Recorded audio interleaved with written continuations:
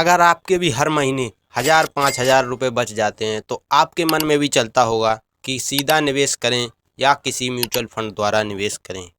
इस सवाल का जवाब आपको वीडियो के अंत तक मिल जाएगा, इसलिए वीडियो को अंत तक जरूर देखें। तो चलिए दोस्तों, अब वीडियो को शुरू करते हैं। तो हम सबसे पहले समझते हैं कि डायरेक्ट स्टॉक क्या है, कि सीधे शेयर कैसे खरीदें। क्या है ये? सीधे शेयर खरीदने का मतलब है कि आप सीधे कोई भी कंपनी से ब्रोकरों के बिना आप शेयर खरीद लेते हैं। मतलब कोई भी कंपनी है, आपने उसके शेयर खरीदे तो आपको कोई ब्रोकर को कमीशन देने की ज़रूरत नहीं पड़ेगी, और ऊपर से आप सीधे कंपनी के शेयर खरीद के आप खुद मालिक बन सकते हैं। मालिकाना हक थोड़ा बहुत मिल जाएगा, जितने ज़्यादा शेयर खरीदेंगे उतने ज़्यादा आप मालिक बनेंगे कंपनी के। सीधे शेयर खरीदेंगे तो आपको ज़्यादा प्रॉफिट होगा, जिससे आपको कमीशन नहीं देनी पड़ेगी, तो आपका प्रॉफिट भी ज़्यादा होगा। और अगर आप सीधे नहीं खरीदते तो इससे नुकसान भी होते हैं कि आप ब्रोकर को कमीशन देते हैं, जिससे आपको रिटर्न भी कम मिलता है और आपका प्रॉफिट भी कम होता है। ब्रोकर्स अपने द्वारा पैसा लगाते हैं, जिससे आप थोड़ा कम ही प्रॉफिट ले पाते हैं। अब समझते हैं ये किन लोगों के लिए सही है। मतलब कि अगर कोई व्यक्ति जल्दी स्टॉक खरीदना चाहता है और उसके पास पैसा भी बहुत है, तो आप इसको आज ही खरीद सकते हैं। सीधे कंपनी से सीधे बेच भी सकते हैं, सीधे खरीद भी सकते हैं। इसमें कोई ब्रोकर का काम नहीं होगा, आप खुद ही खरीद सकते हैं और खुद ही बेच सकते हैं, जिससे आपको रिटर्न भी अच्छा मिलेगा और आपको किसी भी ब्रोकर के आगे पीछे नहीं घूमना पड़ेगा। इसे डायरेक्ट स्टॉक कहते हैं। अब एक आसान सा उदाहरण समझते हैं।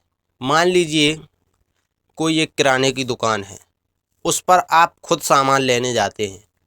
यदि आप खुद सामान लेने जाते हैं तो आपको जो सामान है वो रेट टू रेट मिलेगा, और यदि उस दुकान से जो खरीद के लाया और उसने एक दुकान खोली, तो वो उस दुकानदार से आप लेंगे तो वो थोड़ा बहुत कमीशन ज़रूर लेगा। वो कमीशन लेगा तो आपको भी थोड़ा लॉस लगेगा। जैसे कि वो चीज़ आपको 10 रुपये की मिल रही, यहाँ 12 रुपये की मिलेगी, तो आपको भी थोड़ा ज़्यादा पैसा इन्वेस्ट करना पड़ेगा।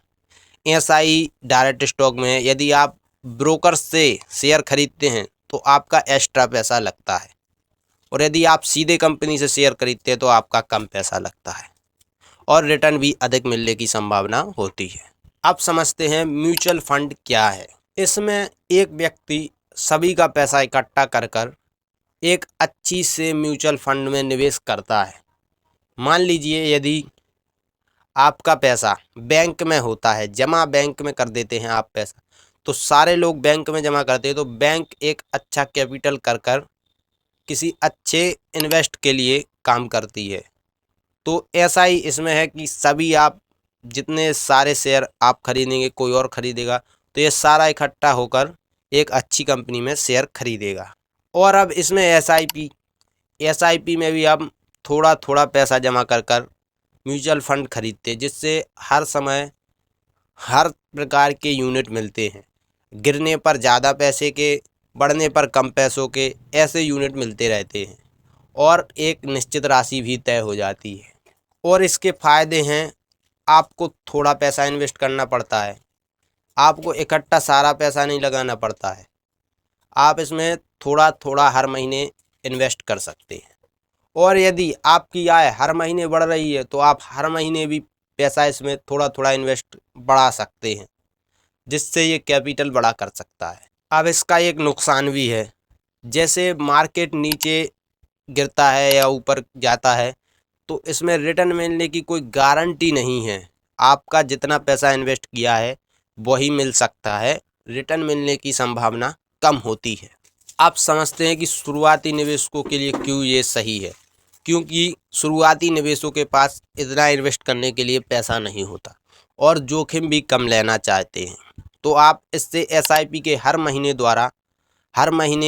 एक तारीख चुनकर आप निवेश कर सकते हैं, क्योंकि ये एक छोटा कैपिटल लेके शुरू किया जा सकता है।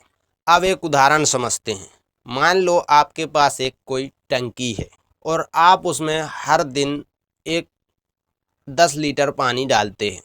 तो हर दिन 10 लीटर पानी डालते हैं, और यदि वह पानी हर दिन आप 5-5 लीटर बढ़ाएंगे तो आप हर दिन थोड़ा थोड़ा ज़्यादा उसमें पानी डालेंगे और वो टंकी जल्दी से भर जाएगी। ऐसा ही एसआईपी में है कि आप थोड़ा थोड़ा कैपिटल हर महीने बढ़ाते जाएंगे तो आपको रिटर्न मिलने की संभावना ज़्यादा हो जाएगी और आपका कैपिटल भी बड़ा बन सकता है।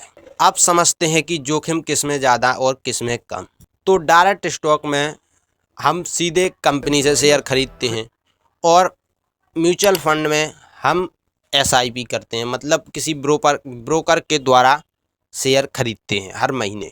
और इसमें होता है कि हम सीधे शेयर अपने खुद खरीदते हैं, हम खुद ही खरीदते हैं और खुद ही बेचते हैं शेयर को। तो उसमें पूरा हम नॉलेज होता है कि हमने क्या खरीदा, किस से खरीदा, क्यों खरीदा, ये सब जानकारी हमें खुद पता होती है। लेकिन इसमें ये ब्रोकर द्वारा खरीदा जाता है, हर महीने अपनी पेमेंट कट जाती है, ब्रोकर जैसे भी खरीदता है खरीद लेता है, आपको कोई फुल जानकारी नहीं होती है। आप समझते हैं रिटर्न, इसमें हम खुद शेयर खरीदेंगे तो हमको पता होगा कि रिटर्न कितना मिलेगा, हम देख सकेंगे। और इसमें रिटर्न का हमें कोई पता नहीं होता कि कितना रिटर्न मिल सकता है, क्योंकि अगर हमको थोड़ा बहुत रिटर्न मिलेगा तो उतना तो ब्रोकर ही खा जाएंगे। और डायरेक्ट स्टॉक खरीदने से हमें समय ज़्यादा नहीं लगाना पड़ता। इसमें हमने जैसे आज ही खरीदा, इसको बढ़ रहा है तो हम इसको तुरंत बेच भी सकते हैं। और इसमें म्यूचुअल फंड में ये होता है कि हम जैसे हर महीने करते हैं तो इसमें बड़ा प्रॉफिट या बड़ा रिटर्न पाने के लिए हमें लंबा समय देना पड़ता है। अब रिसर्च, इसमें हमें ज़्यादा रिसर्च नहीं करनी पड़ती, हम खुद ही इसमें कंपनी के शेयर वगैरह खरीद लेते हैं और खुद ही बेच सकते हैं। लेकिन इसमें हमें रिसर्च करनी पड़ती है कि कौन सी कंपनी कब तक रिटर्न, कौन सी कंपनी ने ज़्यादा रिटर्न दिया, कौन सी कंपनी ज़्यादा प्रॉफिट दे रही है, कौन सी चलेगी, इसमें बहुत ज़्यादा रिसर्च करनी पड़ती है। और सबसे ज़्यादा अनुशासन म्यूचुअल फंड में रखना पड़ता है, क्योंकि इसमें आप हर महीने एक तय राशि हर महीने की तारीख को तय कर निवेश करते हैं। इसमें आप हर महीने ही निवेश करना होता है। लेकिन इसमें ऐसा नहीं है कि ये ऐसा होता है कि आपने आज शेयर खरीद लिया कोई बात नहीं, कल खरीद लिया कोई बात नहीं, आप कभी भी शेयर खरीद सकते हो, कभी भी बेच सकते हैं। इससे आप सीधे डायरेक्ट कंपनी से शेयर खरीदते हैं। आप समझते हैं किसे क्या खरीदना चाहिए। बिगिनर्स को हमेशा डायरेक्ट सीधा कंपनी से शेयर खरीदना चाहिए और स्टूडेंटों को म्यूचुअल फंड द्वारा एसआईपी कर शेयर खरीदना चाहिए। तो दोस्तों, कोई एक विकल्प सभी के लिए सही नहीं होता, ये आपकी क्षमता पर और आपकी सोच पर और आपकी जोखिम लेने की क्षमता पर निर्भर करता है। इसलिए आप खुद रिसर्च करें, उसके बाद ही निवेश करें। अगर आप अभी शुरुआत कर रहे हैं तो पहले सीखें, बाद में ही रिसर्च करके आप निवेश करें। तो दोस्तों, अगर ये वीडियो आपको अच्छी लगी हो तो वीडियो को लाइक करके, चैनल को सब्सक्राइब करके, बेल आइकन ऑन सेट कर अपने दोस्तों के साथ शेयर जरूर करें। मिलते हैं नेक्स्ट वीडियो में, तब तक के लिए जय हिंद, जय भारत, वंदे मातरम।